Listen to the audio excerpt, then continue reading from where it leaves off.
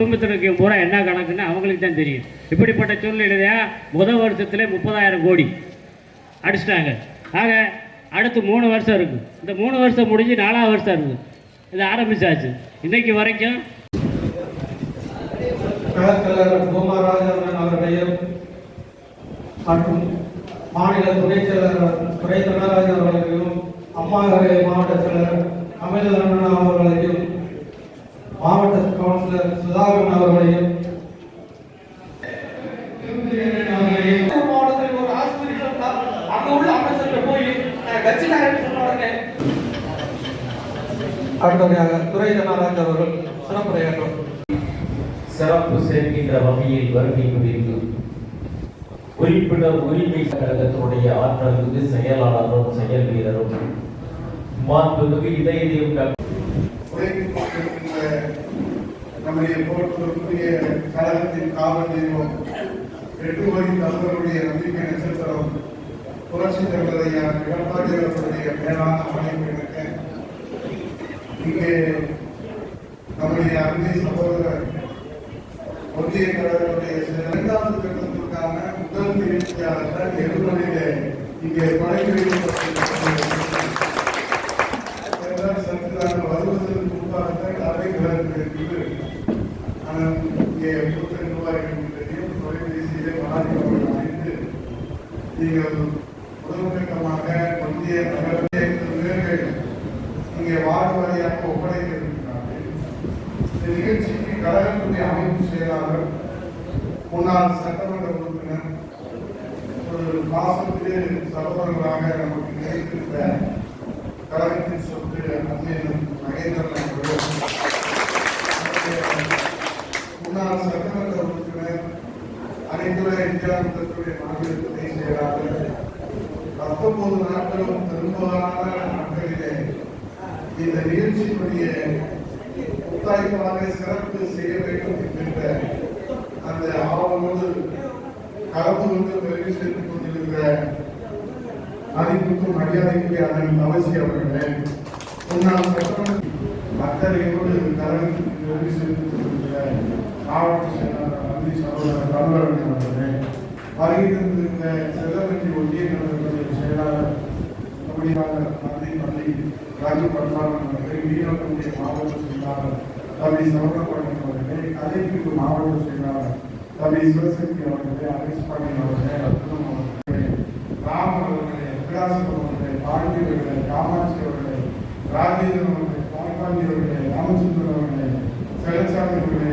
சிந்தவெளி அவர்களே, செல்வராஜ் அவர்களே, ஏராளம் அவர்களே, தங்கப்பாண்டி அவர்களே, கண்ணன் அவர்களே, வருகிறது நகர செயலாளர் வாசிப்பை அவர்களோடு நிகழ்ச்சியை மிக சிறப்பாக செய்து எல்லாருமே கார்டு வச்சிருப்பாங்க. இப்ப இருக்கிற கார்டு வந்து எனக்கு முன்னால சொன்னாங்கல்ல, அந்த மகேந்திரன் சொல்றாங்க, ஒரு கிளைக்கழக செயலாளர் பொதுச் செயலாளராக தன் உழைப்பால் உயர்ந்து அவர் கையொப்பமிட்டிருக்கிற நம்மளுடைய அடையாள அட்டை, அதுல வந்து ஒரு சமத்துவம், ஒரு ஜனநாயகம், இதெல்லாம் அதில் மலர்ந்திருக்கிறது என்பதை எடுத்துக்காட்டுகிற வகையில்தான் இந்த நிகழ்ச்சியை வடிவமைத்திருக்கிறார்கள். இப்போ எலுமலை பற்றி துறை தங்கராட்சி ஒரு கருத்து சொன்னாரு, மகேந்திரன் ஒரு கருத்து சொன்னாரு, தவசியன் ஒரு கருத்து சொன்னார். இதே எலுமலையில 2019 4வது தேர்தலுக்கு வேட்பாளர் அழைச்சிட்டு வரும்போது எள்ளு போட்டா எள்ள எடுக்க முடியாது, அந்த அளவுக்கு ஒரு ஆவலும் வேலையை நடத்தி காட்டிய பெருமை இந்த எழுபது தேர்தலாட்சிக்கு உண்டு நாம் மறந்து கொள்ள முடியாது. அதைத்தான் நம்முடைய துறை கண்டாயர்கள் சொன்னார்கள். ஒற்றுமையோடு நாம் செயல்பட வேண்டும். பிரிந்து சென்றவர்கள் தலைக்கழகத்திற்கு வருவதற்கு தயாராக இருக்கிறார்கள்.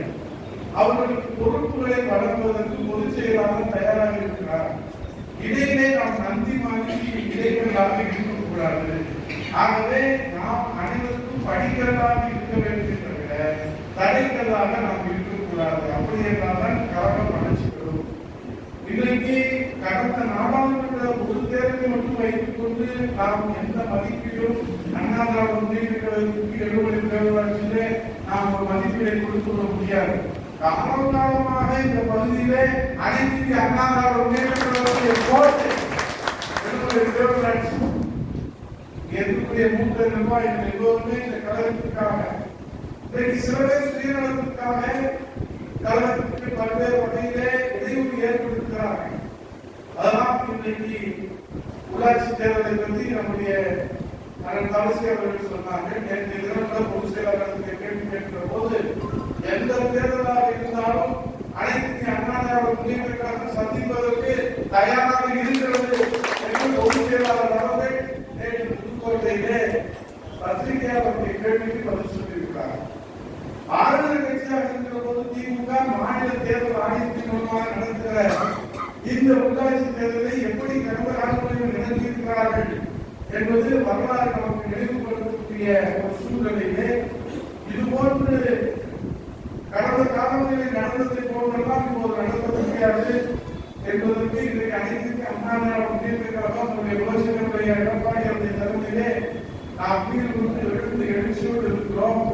ஆகவே இந்த உள்ளாட்சி தேர்தலாக இருந்தாலும் சட்டமன்ற தேர்தலாக இருந்தாலும் அம்மாவுடைய ஆட்சி மீண்டும் அன்னை தமிழகத்திலே எடப்பாடி அவருடைய தலைமையிலே அதுதான் இங்க இருக்கக்கூடிய ஒவ்வொருவருடைய லட்சியம், அதுதான் ஒவ்வொருவருடைய கொள்கை, அதுதான் ஒவ்வொருவருடைய இலக்கு. இங்க இருக்கக்கூடிய சக்திகளுக்கு என்ன இலக்கு, சின்னபாண்டிக்கு என்ன இலக்கு இருக்குது, பிரிட்டிஷாருக்கு என்ன இலக்கு, எனக்கு என்ன இலக்கு, ராமனுக்கு என்ன இலக்கு, வாசிமணிக்கு என்ன இலக்கு, மூத்தவர்களுக்கு என்ன இலக்கு?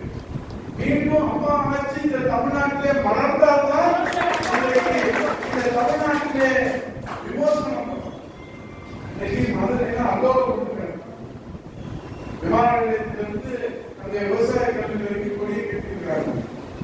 ஏன்னா கேட்டா அறிவிக்கப்படாத முதலமைச்சர் உதயநிதி ஸ்டாலின் வர்றாருன்னு சொல்றாங்க. எதிர்ப்பா வர்றாரு மதுரைக்கு?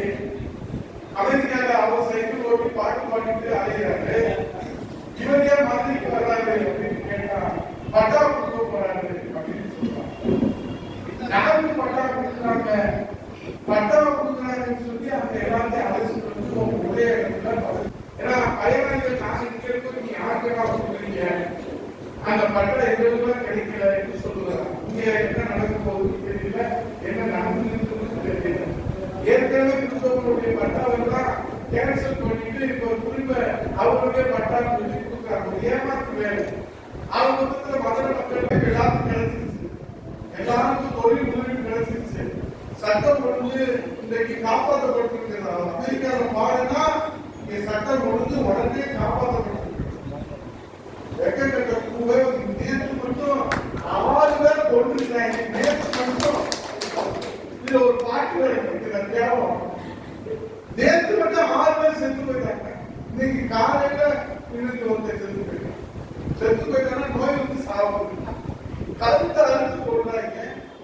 அதை காப்பாற்ற வேண்டிய காவல்துறைக்கு பாதுகாப்புறாங்க. இந்த சட்டமன்றத்தில் நம்முடைய மாண்புமிகு எதிர்க்கட்சி தலைவர் முன்னாள் முதலமைச்சர் எடுத்து பேசினா நேரடியாக கட் பண்றாங்க.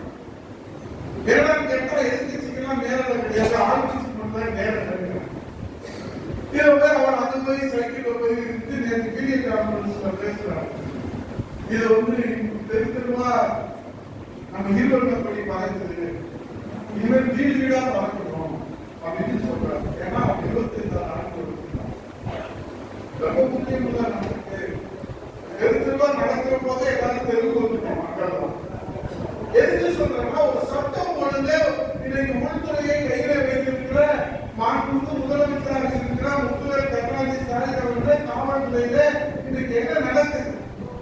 இன்னைக்கு நீங்க பத்திரிகையில அப்பாவோட சட்டம் சொல்றாங்க, போய் விளக்கம் போறது போலீஸ் காட்சி சட்டையோட மகன் அப்பாவை அடிக்கிறான், அப்பா மகன் அடிக்கிறான். கோர்ட்ல சட்டம் போடாதுன்னா போலீஸ் போலீஸ் அடிக்கிறாங்க. ஏன்னா பயத்தில் இல்லை, அச்சம் இல்லை. இது எங்க போய் முடிய போகுது? இதை கேட்கறதுக்கு நாதி இல்லை. நம்ம வீடியோ கான்பரன்ஸ்ல வந்து பவர் விழா நடத்தணும், பொன் விழா நடத்தணும்னு அவர் அவங்க ஊர்ல பேசுறாரு. அரசாங்கம் தப்பிச்சு போயிருக்கு. மக்கள் கடும் கோபத்தில் இருக்கிறாங்க, போட்டிருக்கிறாங்க. யாருக்கும் தெரியல, அவங்க எங்கிருந்து கூப்பிடுறாங்கன்னு தெரியல, எந்த கம்பெனிக்கு முதலான்னு தெரியல. இது இவங்க கம்பெனியா அவங்க கம்பெனியா, அவங்க பேர்ல இருக்கிற இவங்க கம்பெனியா இல்ல இவங்க பேர்ல இருக்கிற அவங்க கம்பெனியா ஒன்றுமே தெரியல. நல்லா பழகு. அதுக்கு பொதுச் செயலாளர் கேட்கிறார், நீங்க இருக்க எதிர்க்கட்சி தலைவராக இருக்கும்போது வெள்ளையர் அது கேட்டா கோவப்படுவாங்க. எல்லாரும் விமர்சனம் பண்றாங்க.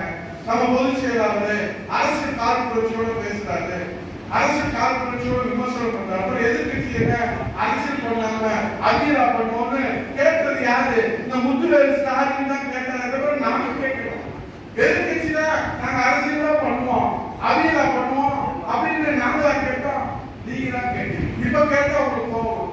அவர் பாட்டு போறாரு, நீச்சல் அடிக்கிறாரு, சைக்கிள்ல போறாரு, போட்ல போறாரு, எல்லாம் அது பார்த்தா முதலீடு கலெக்டர் போன மாதிரி தெரியுது. எங்கோ போயிருக்காரு, என்ன நோக்கத்துக்கு போயிருக்காரோ அந்த நோக்கத்துல அது நிறைவேறாங்க. அமைச்சர் ஆரம்பிச்சிருக்காரு. நாங்க வரும்போது அவர் வரவேற்றாங்க, எல்லாருமே வரவேற்றாங்க. எது சொல்றதுன்னா ஒரு கேள்வி கொடுத்த மாதிரி ஆயிடுச்சு. கேட்கறதுக்கு காரணம் இல்லை. இதற்கெல்லாம் தீர்மானம் ஏன் உதயகுமார் மணிக்கிறேன் கடைசி தமிழரசு கருத்தையா எல்லாம் வந்து ஏன் 1 மணிக்கு 2 மணிக்கு சொல்லி சொன்னா இதுக்கெல்லாம் தீர்வு காண வேண்டும் என்று சொன்னால் ஒரே வழிதான் இருக்கிறது. ஆட்சி மாற்றம் ஏற்பட வேண்டும். புரட்சி தமிழைய எடப்பாடி அம்மாவுடைய அரசு மலர வேண்டும். நீ உழைச்சீங்கன்னா நிச்சயமா மக்கள் சந்திச்சீங்கன்னா உழைக்கணும். நிச்சயமா நல்லது நடக்கும். மீண்டும் நம்முடைய கோட்டையாக உருவாக்குவதற்கு நீங்கள் எல்லாம் அயராது பாடுபட வேண்டும் என்று ஒரு காலங்களை பொறுத்தவரைக்கும் கேட்டு நன்றி கூறி வணங்கி விடைபெறுகிறேன். நன்றி, வணக்கம்.